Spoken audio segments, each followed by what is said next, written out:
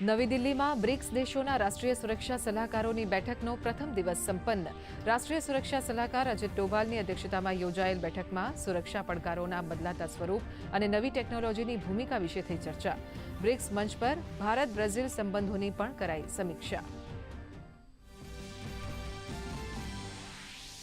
પશ્ચિમ બંગાળમાં ભાજપ સરકારનું પ્રથમ પૂર્ણકાલીન બજેટ થયું રજૂ. સરકારી કર્મચારીઓના ભથ્થામાં 20% વધારો, મહિલાઓને 33% અનામત, અન્નપૂર્ણા યોજના માટે 36,000 કરોડની ફાળવણી.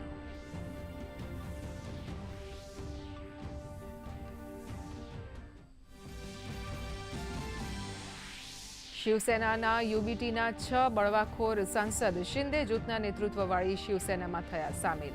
ઉદ્ધવ ઠાકરેએ પક્ષના નેતાઓ સાથે યોજી બેઠક.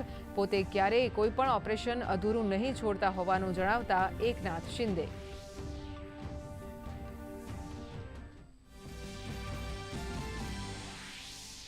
લખનૌના અલીગંજમાં કોચિંગ સેન્ટરમાં ભીષણ આગને પગલે 14 લોકોના મોત. મુખ્યમંત્રી યોગી આદિત્યનાથે ઉચ્ચસ્તરીય તપાસના આપ્યા આદેશ. રાષ્ટ્રપતિ, ઉપરાષ્ટ્રપતિ અને પ્રધાનમંત્રી મોદીએ દુર્ઘટના પર વ્યક્ત કર્યું દુઃખ. મૃતકોના પરિવારજનોને 2 લાખ તો ઘાયલોને 50,000 સહાયની જાહેરાત. રાજ્યભરમાં આવતીકાલથી શાળા પ્રવેશોત્સવ અને કન્યા કેળવણી મહોત્સવનો થશે પ્રારંભ. ત્રિદિવસીય મહોત્સવમાં 38,400 શાળાઓમાં 28 લાખથી વધુ બાળકોનો થશે પ્રવેશ. વડનગરથી મુખ્યમંત્રી ભૂપેન્દ્ર પટેલ સંભાળશે નેતૃત્વ, તો નાયબ મુખ્યમંત્રી, કેબિનેટ મંત્રીઓ સહિત વિવિધ મહાનુભાવો પણ થશે સહભાગી. પાટણમાં સાયબર પોલીસની મહત્વની કાર્યવાહી. 16 કરોડથી વધુ રકમના ગેરકાયદેસર નાણાકીય વ્યવહાર મામલે 8 આરોપીઓની ધરપકડ. 6 મ્યુલ ખાતાઓનો ઉપયોગ ઓટીપી ફ્રોડ, ડિજિટલ અરેસ્ટ અને ઓનલાઈન જુગાર જેવી ગુનાહિત પ્રવૃત્તિઓ માટે થતો હોવાનો તપાસમાં ખુલાસો. રાજ્યના અનેક સ્થળોએ અસહ્ય ઉકળાટ વચ્ચે દક્ષિણ ગુજરાતમાં વરસાદી માહોલ. પ્રી મોન્સૂન એક્ટિવિટીના ભાગરૂપે છેલ્લા 12 કલાકમાં 41 તાલુકાઓમાં મેઘમહેર.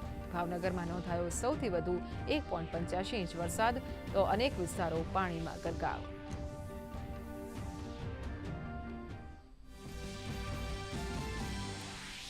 મંગોલિયાના પ્રવાસે પહોંચ્યા વિદેશ મંત્રી એસ જયશંકર. ઉલાન બાતરમાં રાષ્ટ્રપતિ ઉકના ખુરેલસુખ સાથે કરી મુલાકાત. ખનન, ઉર્જા અને સુરક્ષા ક્ષેત્રે સહયોગ ઉપર ચર્ચા.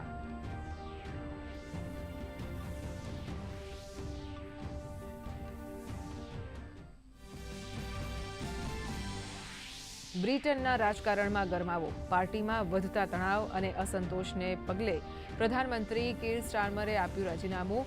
એન્ટી બર્નહેમ પ્રધાનમંત્રી પદ માટેની રેસમાં સૌથી વધુ આગળ. 1 સપ્ટેમ્બરે યોજાશે ચૂંટણી.